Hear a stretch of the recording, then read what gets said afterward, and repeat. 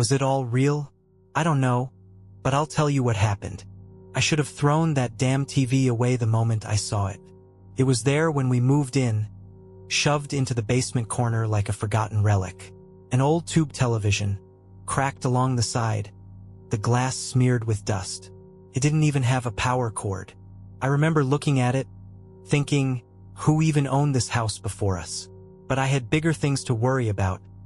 Unpacking, settling in, making this place a home for my son, Evan. He was 6, all wide eyes and questions, still too young to understand why his father wasn't around anymore. I wanted a fresh start for us. I wanted this house to be safe. For a while it was. Then Evan found the TV. It started with curiosity, the way kids get attached to the weirdest things. He was playing in the basement one afternoon when he called up to me. "Mommy, the TV's broken," he said. I frowned. I had just told him not to mess with it. "It's old, baby. It doesn't work." He was staring at it, his small hand resting against the dusty screen. "But it does," he whispered. I didn't like the way he said it. I brushed it off as childish imagination. Every kid had imaginary friends, right? And maybe this was just his way of adjusting to the new house. But that night, long after I put Evan to bed, I heard the basement TV turn on. A soft hum, a crackle of static. The hair on my arms stood on end. I crept down the stairs, my breath tight in my chest. The room was dark, except for the pale glow of the screen. Just static, shifting in black and white waves. Then, just for a second, I saw it. A shape, a shadow flickering deep inside the static. And then, click, the TV turned off by itself. I stood frozen in the darkness, my pulse pounding. From upstairs, I heard a soft voice. Evan whispering in his sleep, talking to someone. I told myself I imagined it. That's what your brain does when you're alone in a dark house with nothing but the crackle of static to keep you company. It makes shapes where there aren't any, whispers where there's only silence. But I wasn't alone. I checked on Evan, expecting him to be fast asleep, but he wasn't. He was lying on his side, his eyes half-lidded, his lips moving as if he were in the middle of a conversation. "Baby," I whispered, stepping closer. He stilled. For a moment, the air in the room felt wrong, too still, like I had stepped into a place I wasn't supposed to be. Then, slowly, Evan's head turned toward me on the pillow. His eyes flickered open, unfocused, like he wasn't entirely awake. I swallowed. "Who were you talking to?" He blinked up at me. "The man in the TV." Something cold pressed against the back of my neck. I forced myself to smile.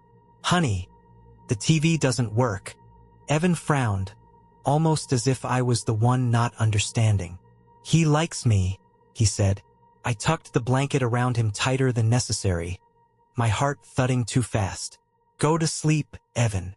His gaze drifted past me, toward the dark corner of the room. Then he smiled. "Good night," he whispered. I don't think he was saying it to me. I left his room, shutting the door a little harder than I meant to. My hands were clammy, my throat dry. I wasn't the kind of person who scared easily, but I couldn't shake the feeling of being watched. I went back to the basement, turned on every light. The TV sat there, silent, dark. It looked harmless. I pressed my hand against the screen. It was ice cold. I shivered and stepped back. I didn't know what was happening, but I knew one thing for sure. I wanted that TV out of my house. Tomorrow. I throw it out tomorrow. But I should have done it right then. Because that night, Evan started laughing in his sleep. And from the basement, the TV turned on again. I barely slept. Evan's laughter still echoed in my ears, light and distant, like a song half remembered. The sound of the TV had crackled through the floorboards. Soft, insistent, as if calling for someone to listen. By morning, I was ready to be rid of it. I dragged the thing up the basement stairs, cursing under my breath at the weight. Shouldn't have been that heavy. It was just glass and metal, old and broken. But as I hauled it toward the back door, a thought needled its way into my head. It didn't want to leave. I shoved the idea away and heaved the TV onto the porch. It landed with a hollow thud. The screen cracked down the center, a jagged spiderweb across the glass. Good. Evan sat at the kitchen table, staring at me with quiet disapproval. He didn't say anything, but I could feel his displeasure, sharp and strange for a 6-year-old. I tried to shake it off. I made breakfast. I kept things normal. But as I stood at the sink, rinsing a plate, I heard it. A whisper, soft, garbled, came from the back porch. I turned slowly, my breath catching in my throat. Through the glass door, I could see the TV, cracked and useless, but something moved across the screen. Not static, not a shadow, something else. A shape, barely there, shifting beneath the fractured glass. A face. I blinked. It was gone. The plate slipped from my hands and shattered in the sink. Evan didn't flinch. He just kept eating, quiet and content. Outside, the TV sat where I had left it. But I knew. Somehow I knew. It was still watching. I left the TV outside all day. Each time I passed the window, my eyes flicked toward it, expecting. What? For it to turn on by itself? For something to move behind the cracked glass? I told myself I was being ridiculous. It was just an old, broken television. Nothing more. By nightfall, I was almost convinced. Almost.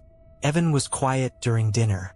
He ate slowly, eyes downcast, the usual chatter gone. I wanted to ask if he was okay, but something in my gut told me I wouldn't like the answer.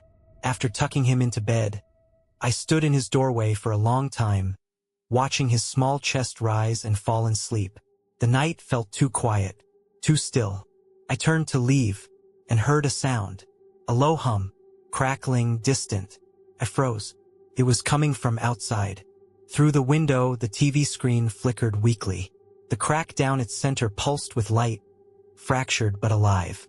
I gripped the doorknob, my stomach twisting. No, this wasn't happening. Couldn't be happening. Then movement. Something shifted behind the glass. Slow, deliberate. A shadow rising. A head, pair of shoulders. A shape crawling closer. Couldn't breathe. Then snap. The light winked out. The screen went dark. I stood there, heart hammering, waiting. But the TV stayed off. Just my imagination. Had to be. I forced myself to turn away. Forced myself to crawl into bed. To close my eyes. To pretend that the unease curling in my stomach wasn't real.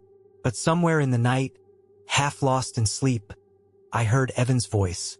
Soft, murmuring, speaking to someone. And beneath his voice, just barely audible, another sound. Static, whispering through the walls.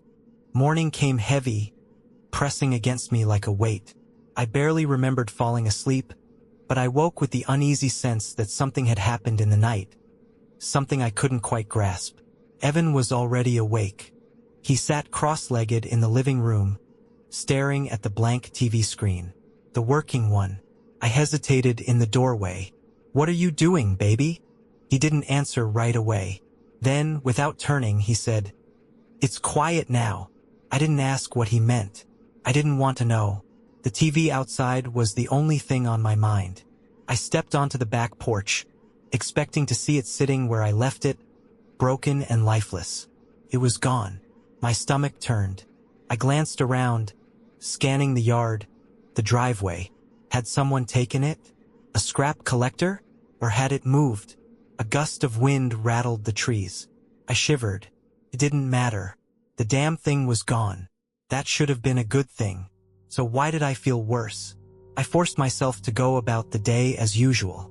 Grocery shopping, laundry, anything to drown out the gnawing feeling that something was wrong. By the time night fell, I was exhausted. Maybe things would feel normal tomorrow. Maybe Evan would forget about the TV. Maybe I would. Then, sometime past midnight, I woke with a start. A sound. Not static this time. Laughter. Soft. Playful. Coming from Evan's room. I bolted upright, my pulse spiking. The house was dark. Too dark. As I stepped into the hallway, a chill slid down my spine. Evan's door was open, and from inside I heard it. A whisper, low and rasping. A voice that did not belong to my son. I reached for the light switch with a trembling hand. When the bulb flickered on, Evan sat on his bed, grinning. And in the corner of the room, the shadows shifted.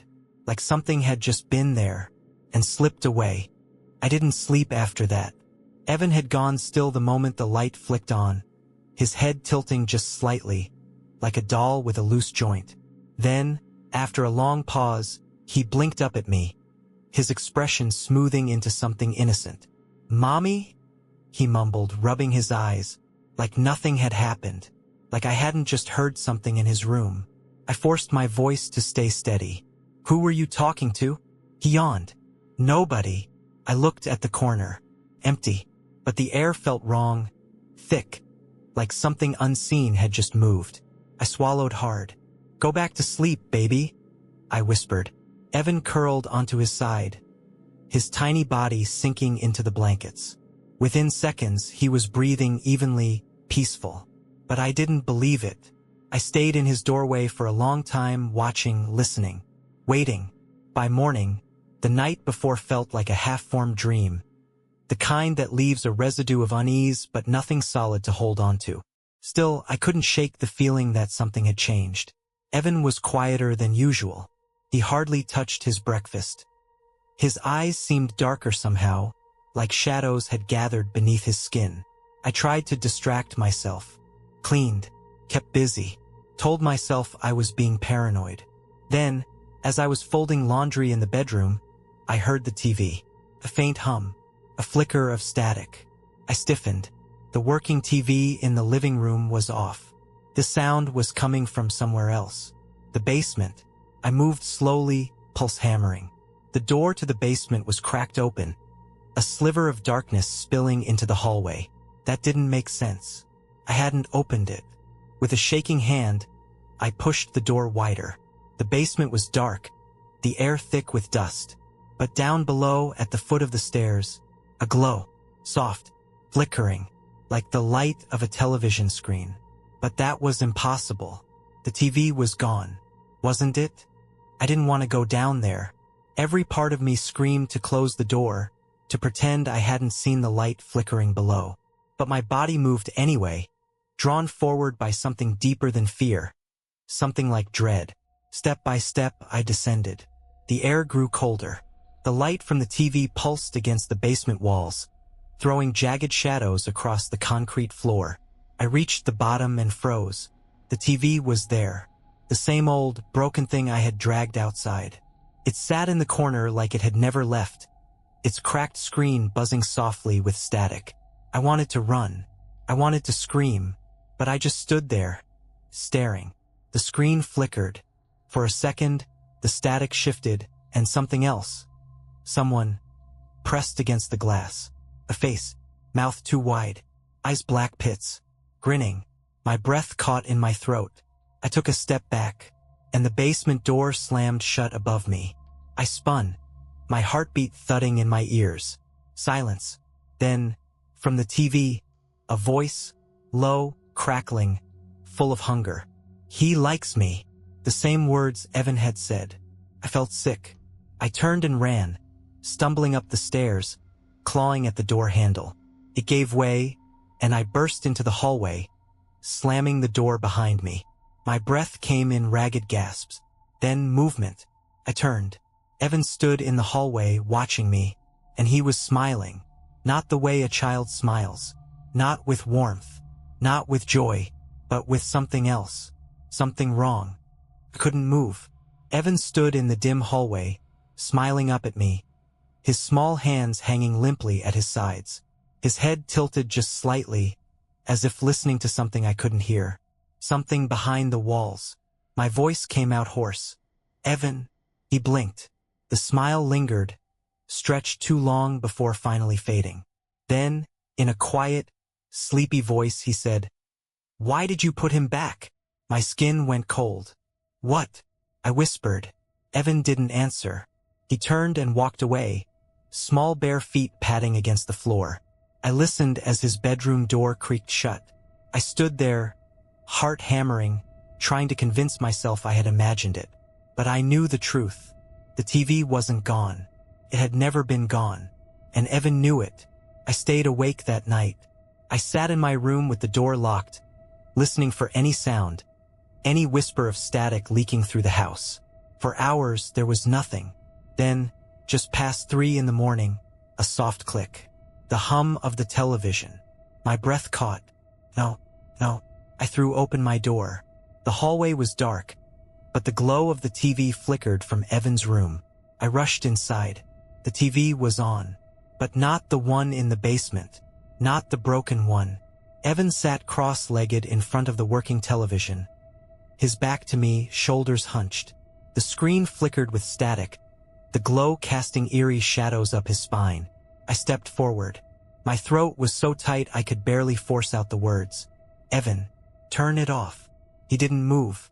I reached for him, and then the static shifted. The screen pulsed. For a split second, I saw it. Something moving inside the static. Not a shadow, not a shape. Something crawling through. I lunged for the remote, slamming the power button. The screen went dark. Evan exhaled sharply, like he had just woken up. He blinked, looking around in confusion. Mom! His voice was small, scared. I grabbed him, pulling him into my arms, pressing his warm body against mine. I could still feel it, the charge in the air, the weight of something unseen, something watching. The TV was off, but the silence didn't feel empty, felt waiting. And then Evan whispered against my shoulder, his breath warm against my skin. He's almost here. I wanted to run, to grab Evan and leave the house, leave everything behind. But I knew, deep in my bones I knew, that it wouldn't matter. This thing, whatever it was, had already wormed its way inside. It was in the walls, in the dark, in Evan. I held him close, feeling the rapid rise and fall of his chest, the warmth of his small body. He felt real. But the voice he had spoken with, the way he had sat there in front of the TV, that wasn't my son. Not entirely. I had to end this. I carried Evan to my bed, tucking him in beneath the covers. His eyelids fluttered. He was already slipping into sleep, exhausted. I brushed the hair from his forehead, my fingers trembling. Then I turned and left the room. The basement door loomed ahead, slightly ajar. I stepped closer, gripping the doorknob. A breath of cold air curled against my skin. I descended the stairs. The TV sat in the corner, waiting. The screen was dark, cracked, silent. But the moment I stepped into the basement, the air shifted. Something was here. I grabbed the nearest thing I could find, a rusted hammer from the old workbench. My grip was slick with sweat. I raised it above my head, and the TV turned on. The static roared to life, the basement flooding with its flickering glow. The air went heavy, suffocating. Then the static parted, and the thing inside stepped forward. It wasn't a shadow anymore. It had form now, a body rising through the screen like a man wading through water. Too tall, limbs stretched wrong, a grin carved deep into its face, teeth too bright against the shifting black. And its eyes, dark holes, hungry. It reached toward me, and from upstairs, Evan screamed. I didn't think. I didn't hesitate. I swung. The hammer crashed into the screen, the glass exploding in a spray of shards. A sound ripped through the basement. A shriek, warping and crackling like a voice being pulled apart. The static flared, then died. The basement went still. The TV was shattered. The thing was gone. I stood there, breath ragged, hands shaking. It was over, or so I thought. Then, from upstairs, I heard Evan's voice. Small, soft, but wrong. He's not on TV anymore.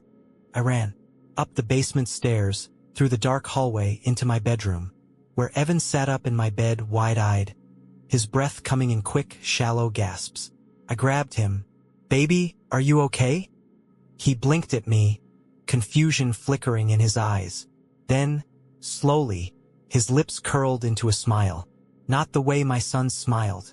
Something inside me lurched. I recoiled, but his small hands shot out, gripping my wrists. His skin was ice cold. My breath hitched. Evan, I whispered. Let go. His fingers tightened. His head tilted the way it had before.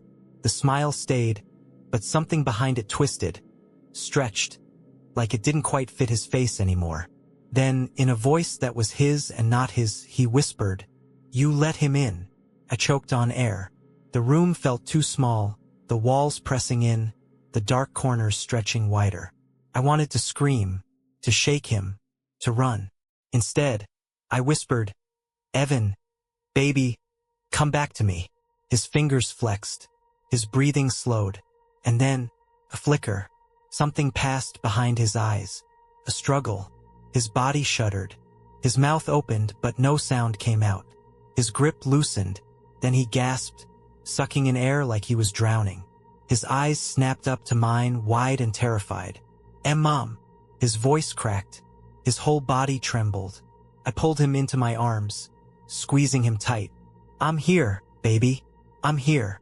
I rocked him back and forth, whispering to him, stroking his hair, as his sobs racked his small frame. But I didn't let go. Not for a long, long time. Not until the first light of morning seeped through the windows. I never found the TV again. The basement was empty the next day. No shattered glass, no twisted metal. Nothing but dust and cold concrete. But I felt it. Even now, months later, I still feel it. In the way the lights flicker sometimes, just for a second. In the way the air goes thick and heavy at night. And in the way Evan sometimes pauses in the middle of playing, his head tilting slightly, like he's listening, like he's remembering. And sometimes, just before he falls asleep, he whispers something so soft I can barely hear it. But I know what he's saying. He still likes me.